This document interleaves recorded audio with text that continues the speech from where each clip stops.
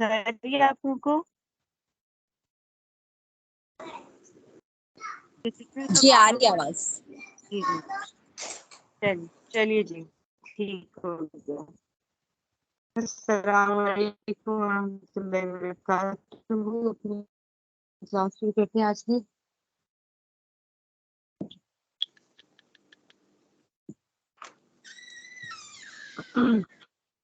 ہمیں آیت نمبر 7 سے شروع کرنا تھا. اعوذ باللہ من الشیطان الرجیم. بسم اللہ الرحمن الرحیم. قد كان في یوسف آیات للسائلین.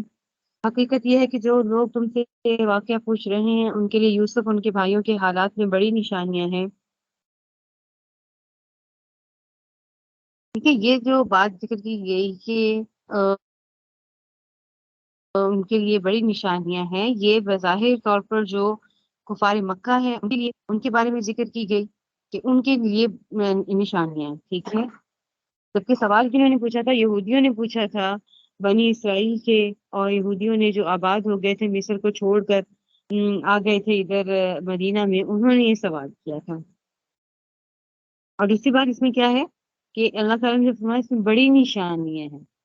جب نبی کریم صلی اللہ علیہ وسلم مکہ معظمہ میں تشریف لے آئے اور ان کی خبر جو ہے وہ مدینہ منورہ میں پہنچی، تو یہاں کے یہودیوں نے چند آدمی اسلام کے لیے مکہ مکرمہ میں بھیجے کہ وہ جا کر آپ صلی اللہ علیہ وسلم کی آزمائش کریں، ان سے سوال پوچھیں، مبہم انداز میں سوال پوچھیں کہ اگر آپ خدا کے سچے نبی ہیں تو بتائیں وہ کون سا پیغمبر ہے جن کا بیٹا ملک شام سے مصر لے جایا گیا، یعنی ان کو ملک شام سے وہ مصر چلے گئے اور باپ ان کے غم میں روتے رہے اور روتے روتے وہ نابینا ہو گئے.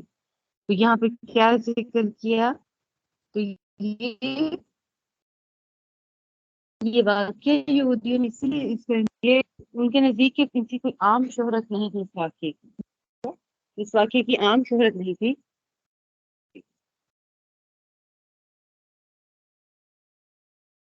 نہ مکہ میں اس سے کوئی واقف تھا کہ یہ کیا قصہ ہے، اور نہ ہی اہل کتاب میں سے کوئی جانتا تھا کہ کیا واقعہ ہے. اس لیے تو یوسف آپ صلی اللہ علیہ وسلم پر اللہ تعالیٰ نے نازل فرمائی، اور اس میں پورا واقعہ حضرت یعقوب علیہ السلام کا اور ان کے یوسف علیہ السلام کا ذکر ہے، اور اتنی تفصیل سے ذکر ہے کہ تورات و انجیل میں بھی اتنی تفصیل سے موجود نہیں ہے. اس لیے یہاں پر بیان کرنا رسول اللہ صلی اللہ علیہ وسلم کا کھلا معجزہ ذکر کیا گیا کہ یہ رسول اللہ صلی اللہ علیہ وسلم کا معجزہ ہے. اور اس پہ بھی اگر دیکھا جائے تو ایک تو سوال انہوں نے کیا یہودیوں نے، اور اس لحاظ سے فرما دیا کہ اس میں بڑی کھلی نشانیاں ہیں. اور دوسرا پہلو کیا ہے کہ اللہ تعالیٰ نے اس صورت کے اندر صرف یہی نہیں کہ وہ ایک معجزہ ہے کہ رسول اللہ صلی اللہ علیہ وسلم کو اللہ تعالیٰ نے یہ واقعہ بتا دیا اور یہ پہلے نہیں جانتے تھے، اس لحاظ سے بھی یہ ہے کہ اس میں اللہ نے بڑے احکام اور مسائل کو ذکر کیا اور بڑی تحقیق کرنے والوں کی اللہ تعالیٰ نے ہدایت کا سامان اس میں اکٹھا کر دیا. کیونکہ کوئی امید رکھنا چاہے اپنے حالات سے تو اس واقعے سے وہ سیکھے گا کہ اللہ تعالیٰ پستی سے بلندی کی پہ جگہ دیتے ہیں. تو ایک بچہ تھا جس کو بھائیوں نے ہلاکت میں ڈال دیا، اپنی طرف سے ڈال دیا اور کنویں میں ڈال دیا، وہ اس کا کچھ بھی نہیں بنے گا. تو اللہ تعالیٰ نے دیکھیں اپنی قدرت سے ان کو کہاں سے کہاں پہنچا دیا اور کس طریقے سے اللہ نے ہر جگہ پر ان کی حفاظت کی. اور اس طریقے سے اللہ تعالیٰ نے اپنے ان خاص بندوں پر جو یوسف علیہ السلام پر ان کا انعام کیا کہ عین جوانی کے وقت میں اللہ تعالیٰ نے ان کو اس کام سے بچایا، اس پرہیزگاری عطا کی. ٹھیک ہے، اور جوانی کا جو زمانہ تھا انہوں نے جیل میں گزارا. پھر اللہ تعالیٰ نے یعنی انہوں نے اپنی نفسانی خواہشات پر قابو کیا اس زمانے پر. ٹھیک ہے، اور پھر نیکی کو اختیار کیا، تقویٰ کو اختیار کیا، اللہ کی خاطر اپنے آپ کو اپنے نفس کو بھی ختم کر دیا، اور خود کہا کہ اللہ ان عورتوں سے تو بہتر ہے کہ اللہ سجن، یعنی ان سے تو بہتر ہے کہ مجھے جیل میں ڈال دیا جائے. تو ایک جوانی کا اور ایک خوبصورت ترین آدمی اور وہ اپنی جوانی کو کس طریقے سے بچا رہا ہے، تو اس میں یہ بھی، اور اس میں کئی عبرتیں اور نصیحتیں ہیں، اور اس میں کئی ایسے پہلو ہیں کہ اس پہ غور کرنے والوں کو، تحقیق کرنے والوں کو اس سے معلوم ہوگی. اس میں کیا ہے کہ اس آیت میں آگے آ رہا ہے ذکر کیا ہو رہا ہے، जो उनके भाई देख लेते हैं, अगली आयत पहले पढ़ते हैं, फिर इंशाल्लाह ताला की बाकी तहकीक करते हैं।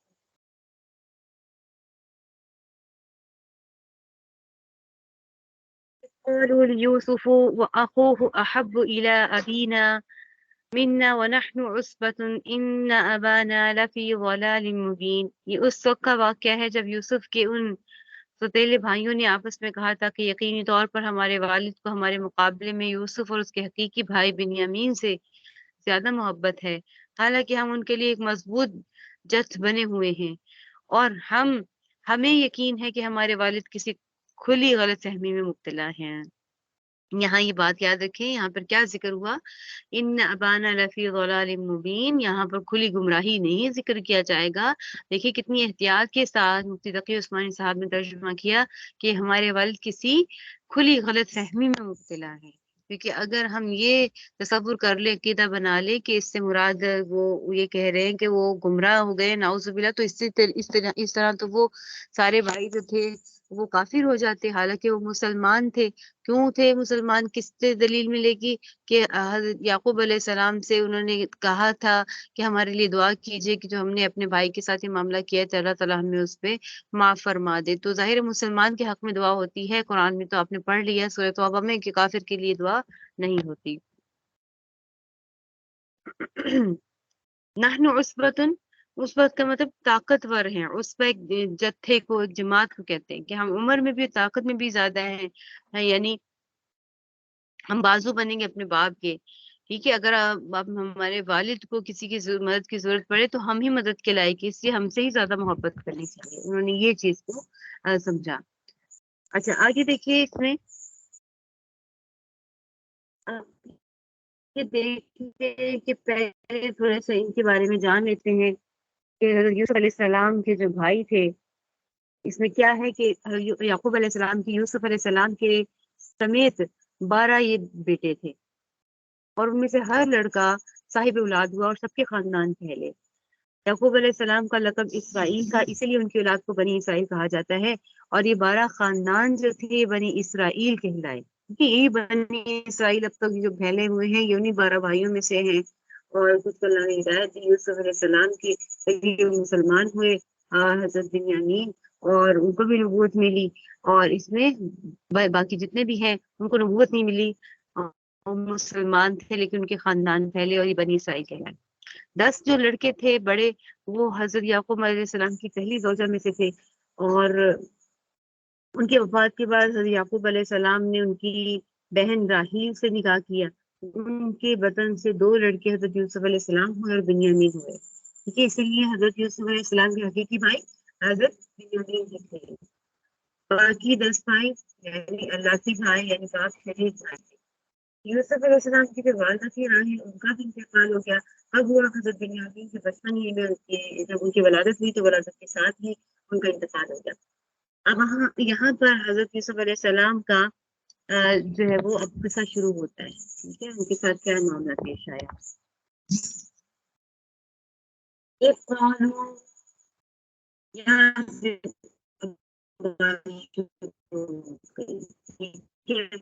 اب یہ آپ کو بتا دیں کہ ہمارا والد جو ہے وہ زیادہ اسے محبت کرتا ہے، وہ صحیح، وہ کیا ہے، وہ غلط نہیں ہوتا ہے۔ اقتلوا يوسف أو اطرحوه أرضا يخل لكم وجه أبيكم وتكونوا من بعده قوما صالحين۔ اب اس کا حل یہ ہے کہ یوسف کو قتل ہی کر ڈالو یا اسے کسی اور سرزمین میں پھینکاؤ، پھر تمہارے والد کی ساری توجہ خالص تمہاری طرف ہو جائے، اور یہ سب کرنے کے بعد پھر توبہ کر کے نیک بن جاؤ۔ اب وہ کیا کہہ رہے ہیں کہ بھئی ہم جو ہیں وہ کیا کہتے ہیں، توبہ کر کے ہم پھر نیک بن جائیں۔ کیا انہوں نے مشورہ کیا کہ حضرت یوسف علیہ السلام کو قتل کر دو اور یا پھر کسی غیر آباد کنویں میں گہرائی میں ڈال دو تاکہ یہ جو کانٹا ہے وہ ہمارے درمیان سے نکل جائے اور باپ کی پوری توجہ ہماری طرف ہو جائے، یا ان کو قتل نہیں کریں گے تو یا کنویں میں ڈال دو، تو بعد میں پھر ہم توبہ کر کے ہم نیک ہو جائیں گے۔ وَتَكُونُ مِن بَعْدِهِ صَالِحِينَ، یعنی اس کے بعد معاملات بالکل ٹھیک ہو جائیں گے، یہ مطلب بھی ہے، یعنی باپ کی توجہ کا مرکز ہم ہی بن جائیں گے۔ اس وجہ سے ہم پھر قتل کرنے کے بعد اپنے والد سے معذرت کر لیں گے کہ ہم اس کی حفاظت نہیں کر پائے۔ یہاں سے پھر کیا پتا چلتا ہے کہ دیکھیں انہوں نے کیا کیا ارادے کیے. انہوں نے باپ کی نافرمانی کی، اعزا رسائی کی، اپنا جو وعدہ تھا اس کی خلاف ورزی کی، بے گناہ کے قتل کا انہوں نے ارادہ کیا، پھر انہوں نے جھوٹی سازش کی. ٹھیک ہے، یہ تمام کام کسی نبی سے ہونا ناممکن ہے، یعنی ان کی شان کے خلاف ہے. تو انبیاء کرام سے نبوت سے پہلے بھی ایسے گناہ سرزد نہیں ہوتے، اور نبوت کے بعد بھی جمہور کے عقیدے کے مطابق وہ سرزد نہیں ہوتے. تو اس سے کیا معلوم ہوا کہ حضرت یوسف علیہ السلام کے جو یہ بھائی تھے وہ انبیاء نہیں تھے، مسلمان تھے لیکن نبی نہیں تھے. اچھا آگے دیکھیے.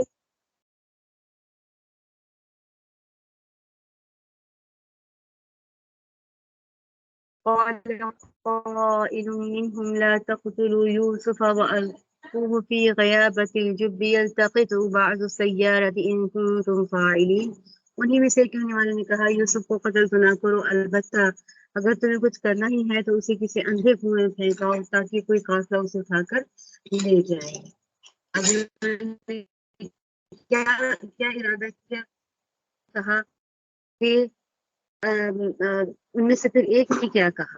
ٹھیک ہے، ساری گفتگو ہو رہی تھی، حضرت یوسف علیہ السلام سن رہے تھے. ان میں سے ایک نے کہا اس کو قتل نہ کرو، اگر کرنا ہی ہے تو اس کو کنویں کی گہرائی میں ڈال دو کہ جہاں یہ زندہ رہے اور کوئی مسافر آ کر یا کوئی قافلہ آ کے اس کو لے جائے. تو مفسرین فرماتے ہیں کہ یہ رائے دینے والا ان کا سب سے بڑا بھائی یہودا تھا، اس کا نام یہودا تھا، اور بعض روایات میں آئے روبیل نام تھا اس کا. یہ سب سے بڑا تھا، اسی نے یہ رائے دی. اور اسی شخص کا جو ہے وہ ذکر آتا ہے کہ جب مصر میں حضرت یوسف علیہ السلام نے اپنے چھوٹے بھائی بنیامین کو روک لیا، اس نے کہا کہ میں جا کر باپ کو کیا منہ دکھاؤں گا، اس لیے قناعت نہیں گیا. تو یہاں پر لفظ کیا ذکر ہوا ہے جی؟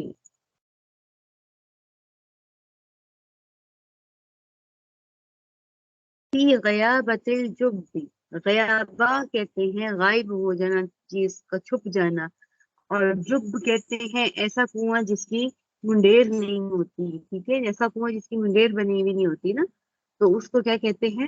جب کہتے ہیں.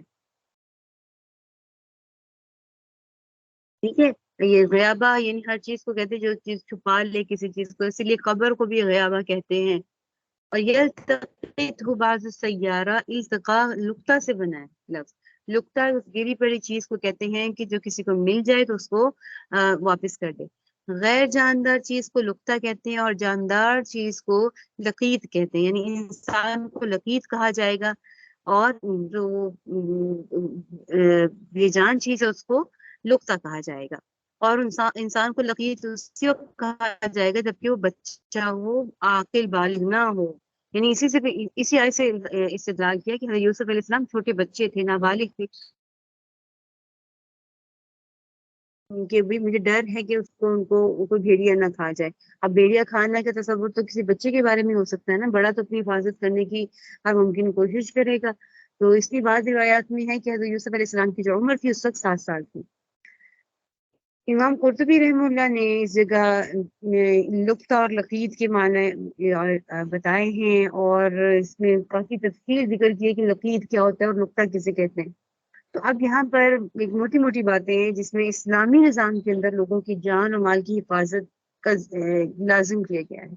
صرف حکومت کی ذمہ داری نہیں ہے، جان و مال کی حفاظت سڑکوں پر اور راستوں پر کی صفائی کا ذمہ، اور صرف یہ حکومت کی ذمہ داری نہیں بلکہ ہر شخص کو اس کا مکلف بنایا جاتا ہے. یعنی راستوں میں سڑکوں میں کھڑے ہو کر اپنا کوئی سامان پھینک دے یا کوئی چلنے والوں کی تنگی کا باعث بنے، ایسا کوئی کام کرے تو حدیث شریف میں اس میں بڑی وعید آئی ہے کہ ایسے نہیں کرنا چاہیے. اس لیے ایک جگہ فرمایا پیارے نبی صلی اللہ علیہ وسلم نے، جو شخص کسی مسلمان کا راستہ تنگ کر دے اس کا جہاد بھی قبول نہیں ہے. اور جہاد دیکھیں کتنی بڑی فضیلت ہے کہ آپ نے کسی کا راستہ تنگ کر دیا. دیکھیں کتنی عجیب بات ہے کہ رستے میں آپ نے کسی کو پھینک دیے، کوئی کوڑا پھینک دیا، کوئی ایسی چیز پھینک دی جس سے اس کی چلنا دشوار ہو گیا، تو اس بندے کا جہاد بھی قبول نہیں ہے کیونکہ اعزا رسائی ہو رہی ہے. ٹھیک ہے، اس لیے اور رستے سے کوئی کانٹے دار چیز ہٹا دینا اور کوئی تکلیف دہ چیز ہٹا دینا، تو یہ بھی صدقہ جاریہ کے حکم میں آتا ہے، اس کی بہت فضیلت آئی ہے. اسی طریقے سے اگر کسی شخص کا گمشدہ مال کسی کو مل جائے رستے میں سے تو اس کی ذمہ داری صرف حکومت پہ نہیں کہ وہی اٹھائے گی اس کا کرے گی، بلکہ ملک کا ہر بندہ اس کا ذمہ دار ہے۔ جس نے بھی اس کو دیکھا وہ مالک کی تلاش کرے، اگر وہ مل جائے تو مالک جو ہے اس کی علامات بیان کر کے وہ اس چیز کو لے لے، اور پھر اور اگر وہ مالک نہیں ملتا تو اس کا اعلان کروائے، تلاش کے باوجود اگر اس کو پتہ نہ چلے تو پھر اس کی طرف سے وہ مال صدقہ کر دے۔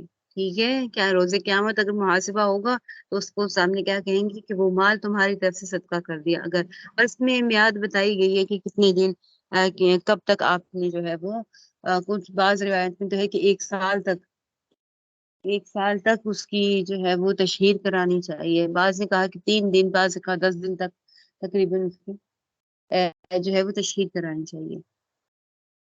ٹھیک ہے، اور آخری بات کیا ہے کہ اگر وہ چیز مل گئی اور مالک نہیں ملتا تو اس کی طرف سے صدقہ کر دے، اس کا ثواب اس کو ملے گا انشاءاللہ تعالی، یا پھر بیت المال میں اس کے نام پر جمع کروا دے اور بیت المال میں بھی اس کی طرف سے صدقہ ہو جائے گا۔ یہ دیکھیں، یہ ضوابط ہیں، قواعد ضوابط ہے جو ہمارے اسلام نے مقرر کیے، جن کو آج نہ افسوس کی بات ہے کہ غیروں نے اپنا لیا اور ہم نے ان کو بھول گئے۔ ہم تو کہیں گے نا کہ تو میرے ہی حق ہے، ابھی مجھے مل گیا تو اس کا مطلب میرے ہی حق ہے یہ چیز، تو ایسا نہیں ہونا چاہیے۔ آگے دیکھیے، قالوا يا أبانا ما لك لا تأمنا على يوسف وإنا له لناصحون۔ چنانچہ ان بھائیوں نے اپنے والد سے کہا کہ ابا، یہ آپ کو کیا ہو گیا ہے؟ ایک منٹ دیجیے گا۔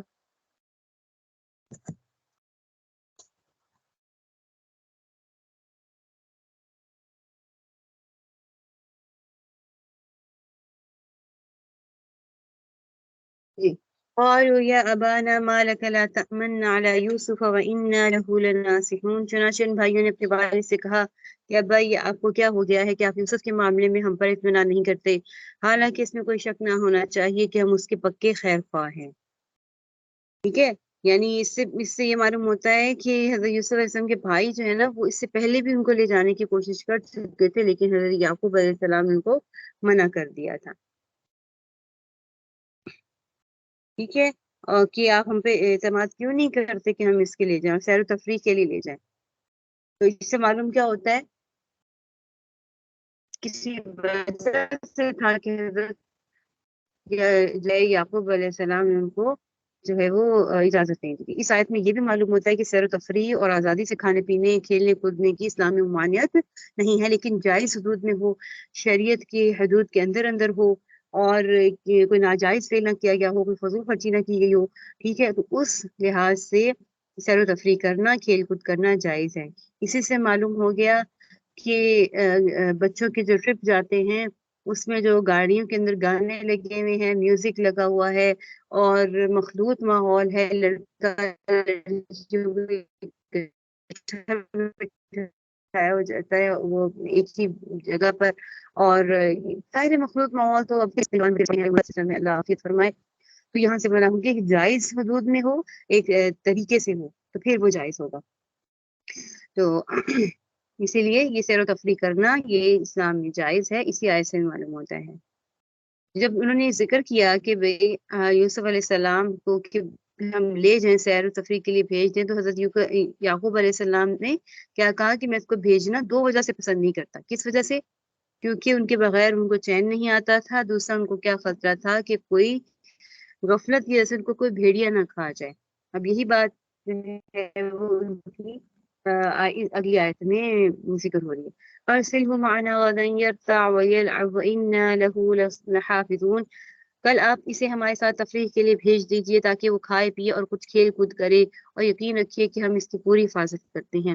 یرتع ویلعب، حضرت عائشہ رضی اللہ عنہا کی بھی وہ تھی نا، کپڑے کی گڑیا تھی، اور ایک گھوڑا تھا جس کے پر تھے۔ جب پیارے نبی صلی اللہ علیہ وسلم ایک جہاد سے واپس آئے تو فرمایا، تو حضرت عائشہ رضی اللہ عنہ نے وہ فوراً سے پردے کے پیچھے چھپا دیا، وہ کھیل رہی تھی۔ نبی صلی اللہ علیہ وسلم نے کیا فرمایا کہ عائشہ یہ کیا کر رہی ہے؟ تو فرمایا یہ میرا گھوڑا ہے، اور تو انہوں نے فرمایا اس کے پر کیسے ہیں، یہ کیسے پروں والا کیسے بن گیا یہ؟ انہوں نے فرمایا آپ کو نہیں پتا کہ حضرت سلیمان علیہ السلام کا جو گھوڑا تھا اس کے بھی پر تھے، پیارے نبی صلی اللہ علیہ وسلم مسکرا ہوتے۔ تو یہ دیکھیے کیا شان اللہ تعالیٰ نے بنائی ہے کہ ایک جہاد اتنا سخت کام، اس میں اتنی تدبیر کرنی ہے، اور اس پہ اتنا کٹھن جو ہے وہ اس کا وقت ہوتا ہے جہاد کا، لیکن گھر آئے ہیں تو بیوی کھلونوں سے کھیل رہی ہیں۔ تو اللہ تعالیٰ نے دیکھیے ایک مینٹلی ریفریشمنٹ ہوتی ہے نا، دیکھیے بیوی کے اس کھیل سے آپ صلی اللہ علیہ وسلم بھی فریش ہو گئے۔ تو یہاں پر یہ بات بھی ہم اس چیز کو نوٹ کریں کہ ہمارا دین جو ہے وہ اعتدال پسند ہے، وہ یہ دقیانوسی کا بنا دیتا کہ بھئی یہ نہیں ہونا چاہیے، پیارے نبی صلی اللہ علیہ وسلم منع کر دیتے اور کہ یہ پہ کیا کر رہی ہو، تو شان کے خلاف ہے، بس اللہ اللہ کرتی رہو، ذکر زہد اپناؤ، اور یہ کیا کر رہے ہو، تو یہ ہر بندے کے لحاظ سے اس کا لحاظ کو رکھا جاتا ہے اس کے حساب سے۔ قال انی لیحزننی ان تذهبوا به واخاف ان يأكله الذئب وانتم عنه غافلون۔ یعقوب مجھے اس کی جدائی کا غم ہوگا اور مجھے یہ اندیشہ بھی ہے کہ کسی وقت جب تم اس کی طرف سے غافل ہو تو کوئی بھیڑیا اسے کھا جائے۔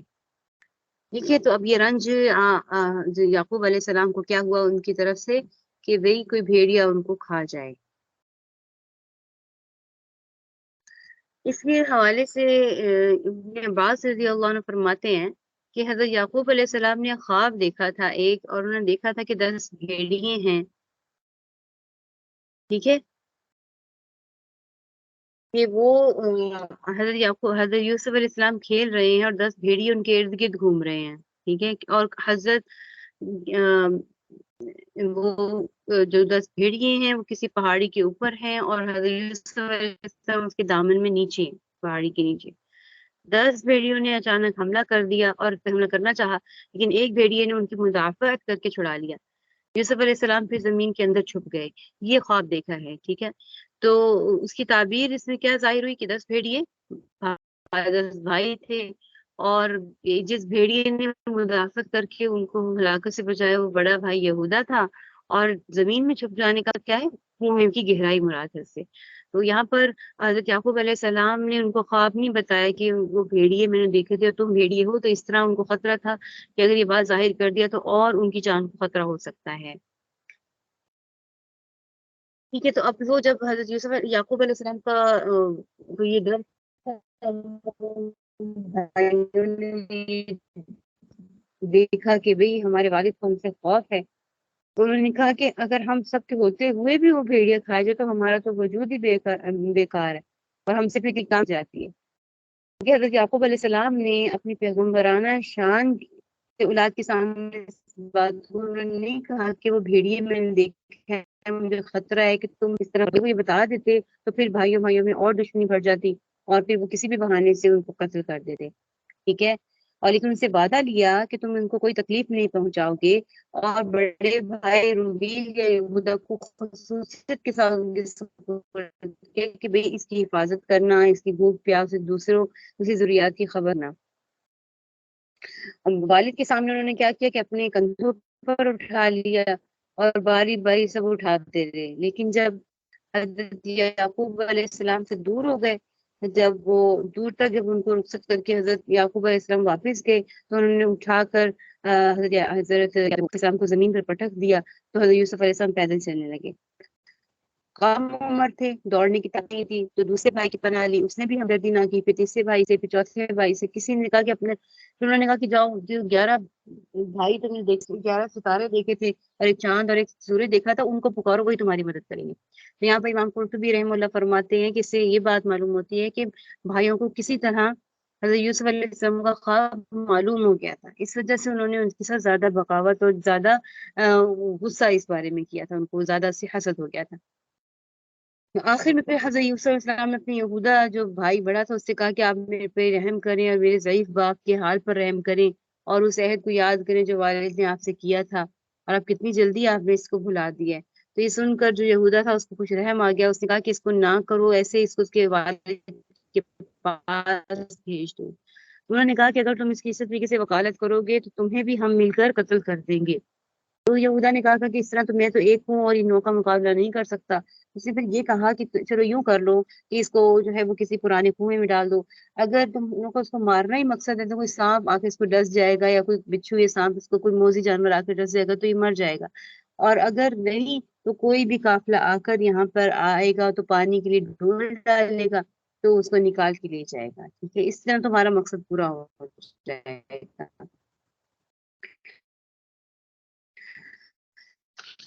ٹھیک ہو گیا، آگے دیکھیے،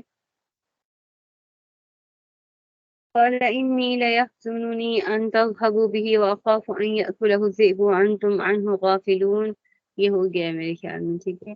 قالوا لئن أكله الذئب ونحن عصبة إنا إذا لخاسرون، بولے ہم ایک مضبوط جتھے کی شکل میں ہیں،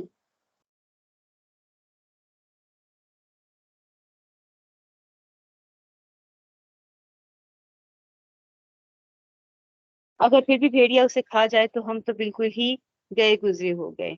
فلما ذهبوا به وأجمعوا أن يجعلوه في غيابة الجب وأوحينا إليه لتنبئنهم بأمرهم هذا وهم لا يشعرون، پھر ہوا یہ کہ جب وہ اس کو ساتھ لے گئے تو انہوں نے یہ طے کر ہی رکھا تھا کہ انہیں ایک اندھے کنویں میں ڈال دیں، چنانچہ ڈال بھی دیا، تو ہم نے یوسف پر وحی کی کہ ایک وقت آئے گا تب تم ان سب کو جتلاؤ گے کہ انہوں نے یہ کام کیا تھا، اور اس وقت انہیں پتہ بھی نہ ہوگا کہ تم کون تھے۔ یہاں پر ہے کہ اللہ تعالیٰ نے کہ آپ ان کو جب پھینکنے لگے تھے کنویں میں اس سے پہلے ہی اللہ تعالیٰ نے ان کو تسلی دے دی تھی وحی کے ذریعے کہ یہ ڈرے نہ کہ میرے ساتھ کیا ہو رہا ہے، یا پھر جب کنویں میں ڈال دیا گیا تھا تو پھر ان کو بتایا کہ بھئی ایک وقت آئے گا کہ آپ کے سامنے کھڑے ہوں گے اور آپ ان کو بتائیں گے، اس لیے آپ ڈرے نہیں ہیں۔ یہاں پر فرماتے ہیں کہ جب وہ کنویں میں ڈالنے لگے تھے تو جب آدھا ڈال دیا انہوں نے منت کی اور انہوں نے اس کی منڈیر کو پکڑ لیا، لیکن انہوں نے پھر ان کو جو ہے وہ دھکا دے کے کیا، ان کی قمیض اتار لی اور ان کے ہاتھ باندھ دیے اور باندھ کے ان کو ڈول میں ڈال کے نیچے لٹکا کے انہوں نے آدھی رسی کو کاٹ دیا، جیسے ہی کٹا وہ گرنے لگی چٹان پر، حضرت جبرائیل امین آئے ساتوں آسمان کے اوپر سے اتنی رفتار سے کہ وہ ان کو پکڑا اور آرام سے نرمی سے اس چٹان کے اوپر بٹھا دیا، ٹھیک ہے۔ تو ابھی تک اور پھر جو یہودا تھا وہ صبح شام اپنے بھائیوں سے چھپ کر آتا تھا، حضرت یوسف علیہ السلام کو پانی دے دیتا تھا، چلا جاتا تھا، ٹھیک ہے۔ اللہ تعالیٰ نے اس طریقے سے حضرت یوسف علیہ السلام کو جو ہے وہ حفاظت فرمائی۔ اوحینا الیہ، کہ اوحینا کا ذکر ہوا وحی کی، اب وہ بچپن میں چھوٹے تھے، 7 سال کی عمر میں تھے، تو 7 سال کی عمر میں وحی نازل ہوئی تھی۔ اللہ تعالیٰ کی سنت ہے کہ 40 سال کی عمر میں اپنی نبیوں کو وحی بھیجتے ہیں، وحی دیتے ہیں، ٹھیک ہے، نبی بناتے ہیں۔ تو اب یہاں پر جو وحی تھی یہ ویسے ہی وحی تھی جیسے حضرت یوسف حضرت موسیٰ علیہ السلام کی والدہ کو اللہ نے وحی کی، جیسے وہاں پہ بھی ذکر ہوا اوحینا الی امہ، ٹھیک ہے، کہ ان کی والدہ کو وحی کی کہ آپ حضرت موسیٰ علیہ السلام کو پانی میں اس تابوت میں ڈال کر پانی میں بہا دیجئے اور ہم ان کی حفاظت فرمائیں گے۔ تو یہ بچپن میں یہ وہ والی الہام والی وحی تھی، اور یہ نبیوں کے لیے تو سچ ہی ہوتی ہے، لیکن آگے آئیں گے آیات جس میں فلما بلغ اشدہ آتیناہ حکما وعلما، تو وہاں پر آگے جو ذکر ہوگا کہ اللہ تعالیٰ نے جب وہ خوب اپنی جوانی کو پہنچے، مفہوم ذکر کر رہے تو اللہ نے ان کو حکمت ادا کی، تو حکمت سے مراد نبوت ہے، اور وہ اللہ تعالیٰ نے 40 سال کی عمر میں ادا کی، ٹھیک ہے۔ اپنا مطالعہ آج ادھر تک ہی رکھتے ہیں، آیت نمبر 15 تک، کل انشاءاللہ اس سے آگے کریں گے، ٹھیک ہے۔ سبحانک اللہم وبحمدک نشہد ان لا الہ الا انت نستغفرک ونتوب الیک۔ السلام علیکم ورحمۃ اللہ وبرکاتہ۔ جی کوئی سوال ہے تو پوچھ لیجیے۔ جی ٹھیک ہے، جزاک اللہ خیر، السلام علیکم۔ یہاں تک کہ یہ سورہ یوسف تک